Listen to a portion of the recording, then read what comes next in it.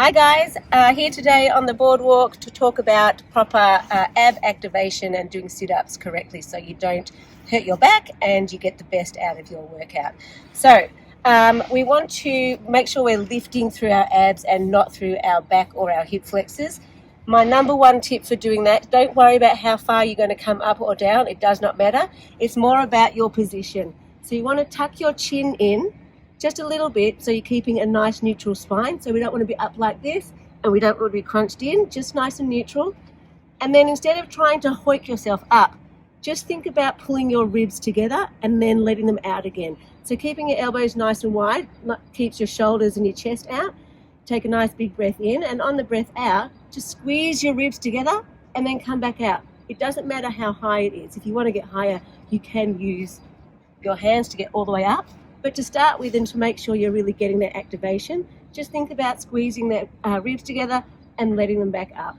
When you're not talking, you could probably get a bit higher. And just really squeeze in and then let that back out. The other thing that we want to talk about is our back and not having a high arch. So as soon as you have a high arch in your back muscles are engaged and you're going to be using those more than your abdominals. So sometimes to start, especially if you're like me and you have quite a high arch naturally, I like to bring my feet off the ground, pull in a few times so I can feel that my back is flattening out, and then reposition my feet so that I can feel my back is flat. Then we're going to lift up again, really push your back into the mat so I can feel now that my back is flat and there's no arch, and then go from there. If you feel like it comes up, have a rest, reset that again, and go again.